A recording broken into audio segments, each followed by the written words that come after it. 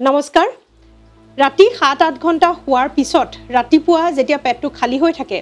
সেই সময়ত আমি কি খাওঁ সেইটোৰ ওপৰত বহুতখিনি আমাৰ শৰীৰে নিৰ্ভৰ কৰে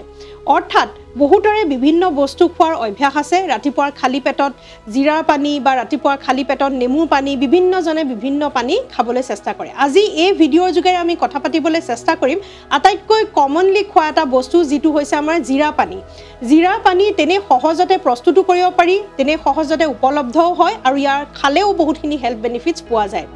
মই নিজেও পাৰ্সোনালি এই জিৰা পানী ব্যৱহাৰ কৰি কি হেল্থ বেনিফিটছ পাইছো সেইখিনি আপোনালোকৰ আগত কম আৰু লগতে ইয়াৰ পৰা আৰু কি বেনিফিটছ পাব পাৰি সেইখিনিও জানিবলৈ সক্ষম হ'ব আৰু কেনে ধৰণে প্ৰস্তুত কৰিব পাৰি সেই বিষয়ে জানিবলৈ চেষ্টা কৰিম আহক তেনেহলে প্ৰথমতে বেনিফিটছখিনিৰ বিষয়ে আমি কথা পাতো যে ৰাতিপুৱা খালি পেটত যদি জিৰা পানী খাই তেনেহলে কি বেনিফিটছ আমি পাব পাৰিম ৰাতি আহাৰ খাই যেতিয়া আমি শুই থাকো আমাৰ হজম হয় ডাইজেশন হয় কিন্তু তথাপিতো কেতিয়াবা কিছুমান খাদ্য ভালদৰে ডাইজেষ্ট নোহোৱাৰ ফলতে আমাৰ পেটৰ অশান্তি হয় ৰাতিপুৱা শুই উঠিয়ে গেছৰ ফৰ্মেশন হয় পেট ফুলি যায় আৰু দিনটোলৈ পেটৰ ডাইজেশনৰ সমস্যা থাকে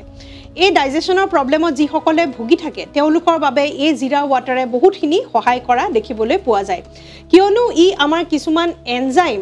এক্টিভেট কৰে যি প্ৰকৃততে আমাৰ খাদ্যসমূহ ডাইজেষ্ট কৰিবলৈ কাৰ্বোহাইড্ৰেট ডাইজেষ্ট কৰিবলৈ গ্লুকোজ ডাইজেষ্ট কৰিবলৈ সহায় কৰা দেখিবলৈ পোৱা গৈছে আৰু সেইবাবে প্ৰথমটো কাৰণ হৈছে যে ডাইজেশন ইমপ্ৰুভ কৰিবৰ বাবে জিৰা পানী আমি ব্যৱহাৰ কৰিব পাৰোঁ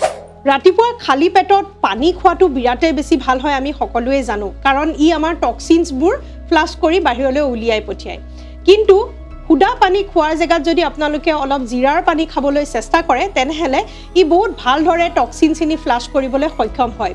আমাৰ শৰীৰত বিভিন্ন ধৰণৰ টক্সিনছ বিভিন্ন কাৰণত জমা হ'ব পাৰে কেতিয়াবা আমাৰ খাদ্যসমূহ ভালদৰে ডাইজেষ্ট নোহোৱাৰ বাবে জমা হ'ব পাৰে কেতিয়াবা পেষ্টিসাইডছ কেমিকেল ইত্যাদিও আমাৰ শৰীৰত টক্সিনছ বহাব পাৰে আৰু এই টক্সিনছবোৰ ফ্লাছ কৰি উলিয়াবলৈ আমাক সহায় কৰে এই জিৰা ওয়াটাৰে এতিয়া লাহেকৈ বতৰ সলনি হ'বলৈ আৰম্ভ কৰিছে ঠাণ্ডা দিনৰ পৰা গৰম দিনলৈ গৈছে আৰু এনে ধৰণে বতৰ সলনি হৈ থাকোতে আমাৰ ইমিউন সিস্টেমটো ষ্ট্ৰং কৰি ৰখাটো আৱশ্যকীয় কাৰণ এই সময়তে খুব বেছি বেমাৰ আজাৰেও হেঁচা মাৰি ধৰে সেইবাবে জিৰা ওয়াটাৰ ইমিউন সিস্টেম ষ্ট্ৰং কৰিবলৈ সহায় কৰিব পাৰে কিয়নো ইয়াত আইৰণ আছে দিনটোত আমাৰ যিমান আইৰণৰ প্ৰয়োজন হয় সেই তাৰে 7% আইৰণ আমাৰ এগিলাস জিৰা পানীয়ে দিব পাৰে অকল আইৰণে নহয় ইয়াত ভিটামিন এ আৰু ভিটামিন সিও আছে যি প্ৰকৃততে আমাৰ ইমিউন সিস্টেমটো ষ্ট্ৰং কৰিবলৈ সহায় কৰে আৰু এটা কথা সদায় মনত ৰাখিব ইমিউন সিস্টেম ষ্ট্ৰং সেইকেইটা খাদ্যই কৰে যিকেইটা খাদ্যই আমাৰ পেটৰ বাবেও ভাল হয় কাৰণ পেটৰ লগতে ডাইৰেক্টলি ডিপেন্ডেন্ট হৈ থাকে আমাৰ ইমিউন সিস্টেমটো আৰু সেইবাবে যিহেতু ই ডাইজেশনতো সহায় কৰে সেইবাবে ইমিউন সিস্টেমটো ষ্ট্ৰং কৰিবলৈ জিৰা ওয়াটাৰে বহুতখিনি সহায় কৰা দেখিবলৈ পোৱা গৈছে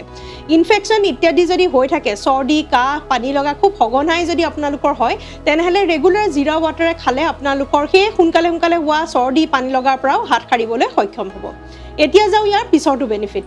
এনিমিয়াত যি সকলে ভুগি আছে তেওঁলোকে যদি দৰব খাইছে আইৰণ বহাবলৈ তেওঁলোকে নিশ্চয় দৰব কন্টিনিউ কৰিব পাৰে আৰু যদি দৰব খোৱা নাই বিভিন্ন খাদ্যৰ দ্বাৰা আইৰণ কোৱান্টিটি ইমপ্ৰুভ কৰিবলৈ চেষ্টা কৰিছে তেনে ক্ষেত্ৰতো জিৰাটো আপোনালোকে অন্যান্য বিভিন্ন হাই আইৰণ যুক্ত খাদ্যৰ লগতে জিৰা ওয়াটাৰেও আপোনালোকক সহায় কৰিব পাৰে যেহেতু মই কৈছোৱে 7% আইৰণ আপোনালোকক দিনটোৰ বাবে এগিলাস জিৰা পানীয়ে দিব পাৰে সেইবাবে নিশ্চয় আপোনালোকৰ এনিমিয়াৰ এগেইনষ্টত ফাইট কৰিবলৈ সহায় নিশ্চয় কৰা দেখিবলৈ পোৱা গৈছে আন এটা বেনিফিট দেখিবলৈ পোৱা গৈছে ৰেসপিৰেটৰি ফাংচনৰ ওপৰত এস্থমাৰ প্ৰবলেম থাকিলে বা উশাহ লওঁতে খুব জোৰছে ল'বলগীয়া হলে বা কিছুমানৰ নাক খুব ব্লকেজ হৈ থাকে ৰেসপিৰেটৰি প্ৰবলেম কিছুমান ক্ষেত্ৰতো জিৰা ওয়াটাৰে বহু ক্ষেত্ৰতে সহায় কৰা দেখিবলৈ পোৱা গৈছে আৰু তাৰোপৰি আমাৰ লাংছত হাওফাওত যি কফ জমা হয় সেই স্পুটাম বা কফ ই বাহিৰলৈ ওলোৱাত সহায় কৰে এইখিনি বেনিফিটছৰ উপৰিও ই আমাৰ স্লিপ কোৱালিটি অৰ্থাৎ টোপনিৰ কোৱালিটি ইমপ্ৰুভ কৰে আৰু লগতে মেমৰি ইমপ্ৰুভ কৰাও দেখিবলৈ পোৱা যায় জিৰা ওয়াটাৰে লগতে ব্লাড সুগাৰ কন্ট্ৰোল কৰিবলৈ ব্লাড প্ৰেছাৰ কন্ট্ৰোল কৰিবলৈ আৰু আমাৰ লাইফষ্টাইলৰ বিভিন্ন সমস্যাৰ ক্ষেত্ৰতো ই সহায় কৰা দেখিবলৈ পোৱা গৈছে ফেটি লিভাৰৰ দৰে সমস্যা যি প্ৰকৃততে লিভাৰৰ ইনফ্লামেশ্যন কৰে আৰু সেই লিভাৰৰ ইনফ্লামেশ্যন কমাবলৈ আমাক জিৰা ওয়াটাৰে সহায় কৰে এতিয়া এই জিৰা ওয়াটাৰ কেনে ধৰণে প্ৰস্তুত কৰিব বিভিন্ন ধৰণৰ নিয়ম আছে আৰু ইয়াৰ লগত কিছুমান বস্তু মিক্স কৰি দিলে আৰু কিছুমান লাভ পাব পাৰি মই সেইখিনি বিষয়ে আজি ইয়াতে আপোনালোকক ক'বলৈ চেষ্টা কৰিম জিৰা ওয়াটাৰ প্ৰস্তুত কৰিবৰ বাবে আপোনালোকে অলপ পানী লৈ ল'ব 2 গিলাচ পানী আপোনালোকে ডাঙৰ গিলাচত ল'ব পাৰে আৰু তাৰ পিছতে তাত 1 চামুচ জিৰা দি পেলাই ভালদৰে উতলাব লাগে উতলাই এই 2 গিলাচ পানী কমি পেলাই 1 গিলাচ পানী লৈ আহিব লাগে আৰু তাৰ পিছতে গেছটো অফ কৰি সিমত থব খালি খুব বেছি জুই নিদিব গেছটো অফ কৰাৰ পিছত আপোনালোকে সেইখিনি ঠাণ্ডা হ'বলৈ দিব আৰু থৈ দিব তেনে ধৰণে পিছদিনা তাক সেকি পেলাই খাব পাৰিব সেকি নাখালেও আপোনালোকে যদি সুবাই খাব পাৰে তেনেলে জিৰা গিটাও নিশ্চয় সুবাই খাব পাৰিব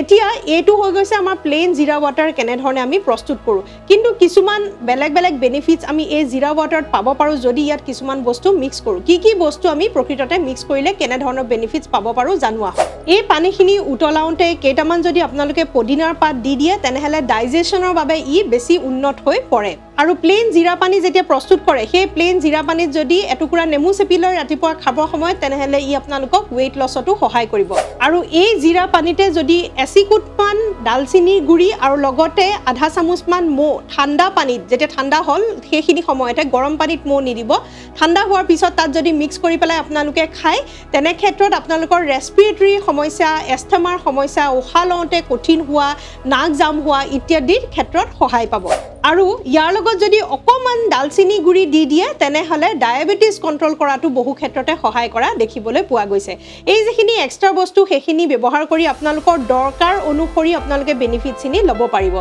আশা কৰো ভিডিওটো আপোনালোকে ভাল পালে আৰু যদি ভাল পাইছে শেয়াৰ কৰিব কাৰণ জিৰা পানী সকলোৱে প্ৰস্তুত কৰিব জানে কিন্তু তাৰ সকলোখিনি বেনিফিটস হয়তো সকলোৱে নাজানিব পাৰে আৰু কি বস্তু মিক্স কৰিলে কেনে ধৰণে বেনিফিটস পাব পাৰি সেইখিনিও তেওঁলোকৰ বাবে লাভজনক হ'ব বুলি মই ভাবো সেইবাবে আপোনালোকক অনুৰোধ কৰিলো যাতে ভিডিওটো শেয়াৰ কৰে